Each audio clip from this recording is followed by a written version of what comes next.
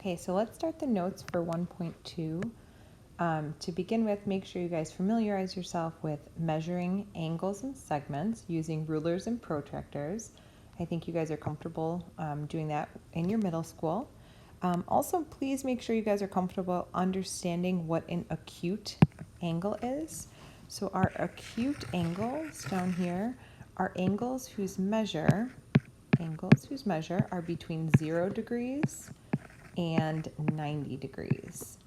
Okay, so it's going to be greater than 0 but less than 90. We're not working with negative angles in this class. When we are talking about right angles, a right angle is an angle whose measure is exactly 90 degrees. So our right angles are exactly 90. We have our obtuse, our giant obtuse angles. And those angles have to be bigger than 90 degrees but smaller than 180 degrees. So 179.9 is still considered obtuse. And lastly, we have our straight angles, which we got into that discussion a little bit on Friday, but those angles measure exactly 180 degrees. Next, I want to talk about this idea of congruent. So congruent, and again, if I'm going too fast, please pause this. Congruent in geometry is like equal in algebra.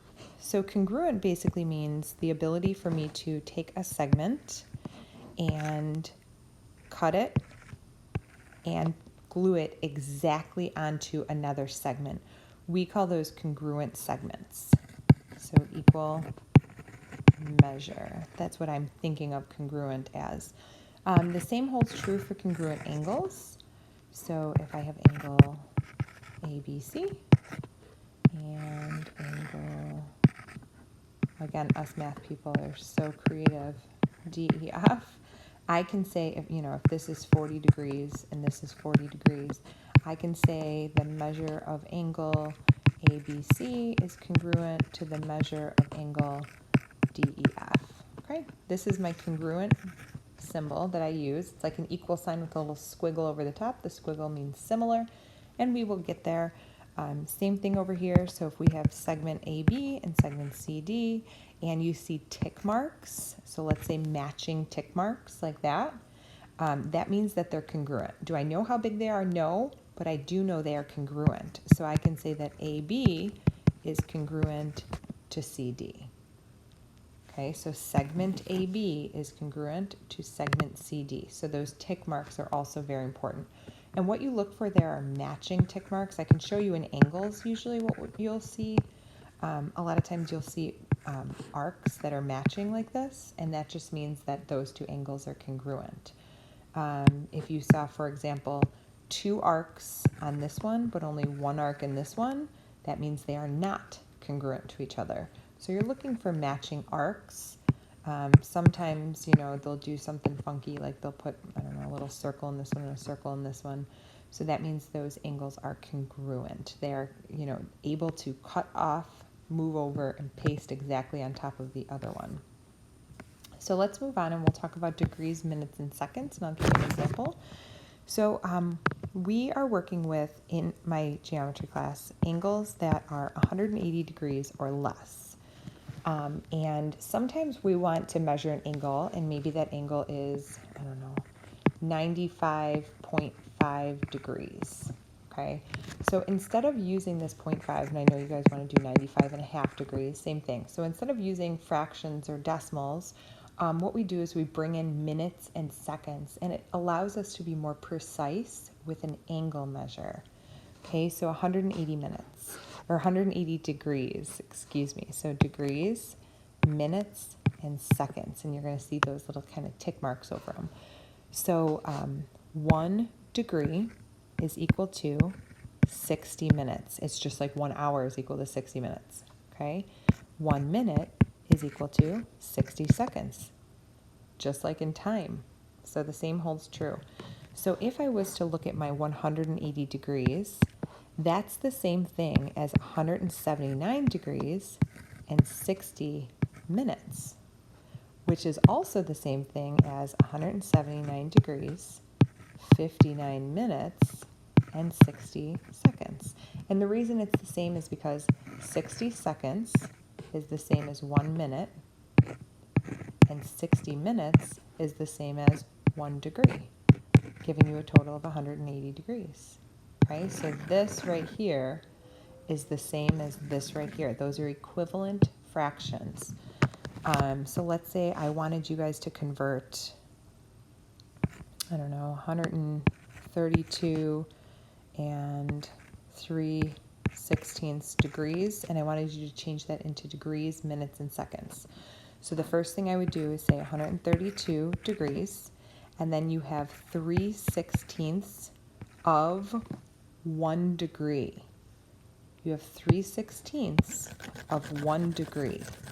Now keep in mind that's the same thing as saying 3/16 of 60 minutes, because 1 degree is 60 minutes. Okay, 1 degree is 60 minutes. So what you're going to do is you would obviously have your calculators. You multiply across the top.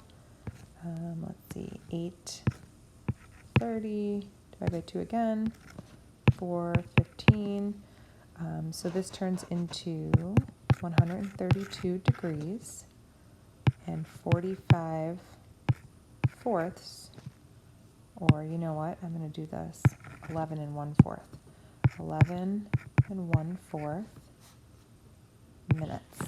Okay, so I'm not finished yet because I still have a fraction. So if you see what I have here, I have, let me use my orange, I have 1/4 of a minute. Okay, so I'm going to rewrite this, now keeping in mind right here. So I have 132 degrees, 11 minutes, and I still have 1/4 of a minute.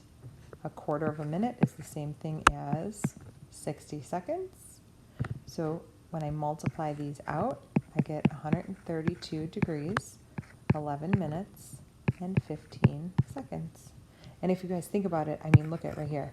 This says 1/4 of a minute. What's 1/4 of a minute? 15 seconds. Okay, don't overthink this. Don't be like, oh, this is so challenging. Use your brains, right? And you can actually go back the other way as well. So if I gave you, I don't know, 126 degrees, 12 minutes, and 30 seconds, and I asked you to go back the other way, you're doing the same thing, you're just going backwards. So what I'm going to do is I'm first going to divide this by 60 seconds to convert that to minutes. And so what this does is it gives me 126 degrees, 12 and a half minutes, and that makes sense. You have 30 seconds. 30 seconds is half of a minute. And then you would do the same thing again. So divide by 60 to give you into total degrees. Okay, so we have 126 and 12 and a half divided by 60. Is that 24, 25 halves divided by 60? So 25 over 120 divided by 5, 24, 5/24 of a degree. Okay, so again, to go from degrees to minutes and seconds, this way, you multiply by 60, multiply by 60. To go back, okay, if you're given minutes and seconds, you divide by 60, divide by 60. Okay. Lastly, let's talk about the clock problems. And I do have more up on my YouTube. We're going to talk about what happens when the clock strikes 5 o'clock. We're going to start exactly at 5 o'clock. So when it strikes 5 o'clock, our minute hand is on the 12. And notice when I draw my clocks, I just do the 12, 6, 3, 9. After that, I try and put in my 4, my 5. Okay, so here we go. So here's my hour hand. And we're trying to calculate this angle measure. Keep in mind that we only calculate angles that are less than 180 degrees. So you know that I'm not looking at this angle over here. It's greater than 180. So the first thing I'm thinking of is on a clock, it is separated into equal portions. So 1, 2, 3, 4, 5, 6, so on and so forth. So 12 equal portions. And I know a clock is a full circle, which is 360 degrees. So if I take that 360 degrees and I split it up into these 12 equal sections, I know that each of those sections is 30 degrees. So if I was to actually kind of cut these into slices, each of these slices would represent 30 degrees. Okay, and I'm going to do dotted lines here because I don't necessarily need those, but I just want to show you. Each of these represents 30 degrees.